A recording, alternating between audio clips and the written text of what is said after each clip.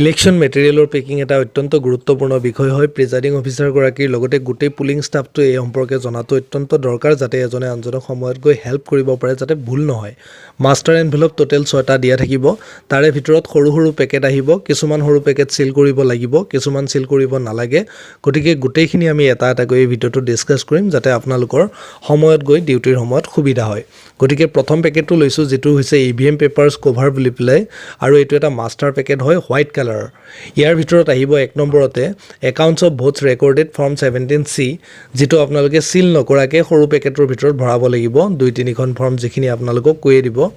ইয়াৰ পিছত আহিব presiding officers report 1, 2 and 3, আৰু আপোনালোকে সেই ৰিপৰ্টখিনিও চিল নকৰাকৈ সৰু বগা পেকেটটোৰ ভিতৰত ভৰাই দিব লাগিব। থাৰ্ড পেকেটটো হ'ব ব্লেক কালাৰৰ পেকেট। মকপুলৰ যিখিনি শ্লিপ থাকিব সেইখিনি কিন্তু আপোনালোকে পিংক পেপাৰ চিলেৰে ইয়াতে চিল কৰি দিব লাগিব। অৰ্থাৎ 1 নম্বৰ আনচিল্ড হোৱাইট কালাৰৰ মাষ্টাৰ পেকেটটোৰ ভিতৰত আপোনালোকে ভৰাব লাগিব এই 3টা সৰু সৰু পেকেট। তাৰে ভিতৰত যি 2টা হোৱাইট কালাৰৰ থাকিব চিল কৰিব নালাগে, অনলি ব্লেক কালাৰৰ এইটো চিল কৰা হ'ব, আৰু লৈ আপোনালোকে ডিষ্টিংগুইছিং মাৰ্ক লগাই দিব। এইটো জাষ্ট এক্সাম্পল হিচাপে আপোনালোকক দেখুওৱা হৈছে। গতিকে আমাৰ 1 নম্বৰ পেকেটটো ক্লিয়াৰ হ'ল।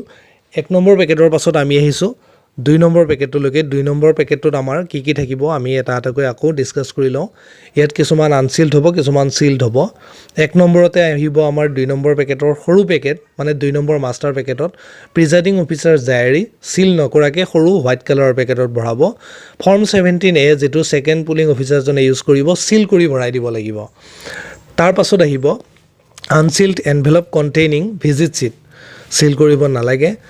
তাৰ পাছত আহিব unsealed envelope containing the list of blind and infirm electors in form 14A and the declarations of the companion, এইটো চিল নকৰাকৈ আহিব।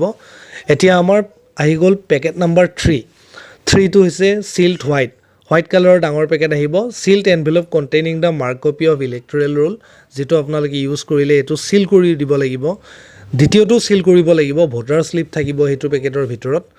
অৰ্থাৎ থাৰ্ড পেকেটৰ ভিতৰত যিকেইটা আমি পাই আছোঁ চিল কৰিব লগাই, sealed envelope containing unused standard ballot papers, এইটোও চিলিং হ'ব। তাৰ পাছত আহিব sealed envelope containing used standard ballot papers and the list in form 17B।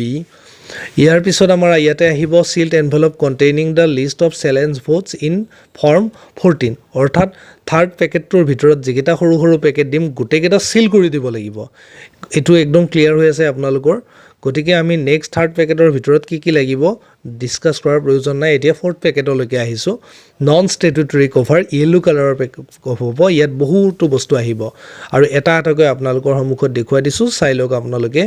ইয়াতে প্ৰথম আদাৰ দেন মাৰ্ক কপি যিকেইটা কপি থাকিব সেইকেইটা ভৰাব লাগিব, চিল কৰিব দৰকাৰ নাই।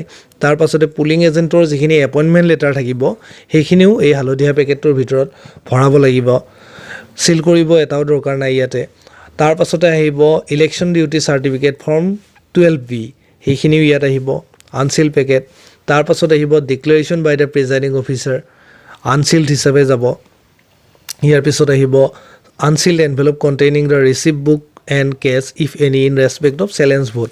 তাৰ পাছতে declaration obtain from electors as to their age and the list of electors who have refused to make declarations as to their age, এইখিনিও চিল নকৰাকৈ দিব লাগিব। ইয়াৰ পাছত আহিব unsealed envelope containing unused and damaged paper seals and unused and damaged special tags, এইটো আমি seal কৰিব নালাগে। তাৰ পাছতে আহিব unsealed envelope of unused voter slips, যিখিনি আনইউজ ভোটাৰ শ্লিপ থাকিলে সেইখিনিও আপোনালোকে ভৰাই দিব লাগিব। তাৰ পাছতে form of declaration by elector under rule 49MA, অৰ্থাৎ টেষ্ট ভোটৰ যিটো কভাৰ সেইটোও চিল কৰিব নালাগে। আৰু এই সকলোবিলাকত ডিষ্টিংগুইছিং মাৰ্ক লগাবলৈ নাপাহৰিব। ইয়াৰ পিছত SD লিষ্ট আহিব, এইটো চিল নকৰাকৈ ডিক্লেৰেশ্যনৰ যিটো SD লিষ্ট, আৰু SHO পুলিচলৈকে যিটো আমাৰ লেটাৰ থাকিব এনভেলপ, এইটো আপোনালোকে জমা দিব লাগিব আনচিল্ড হিচাপে।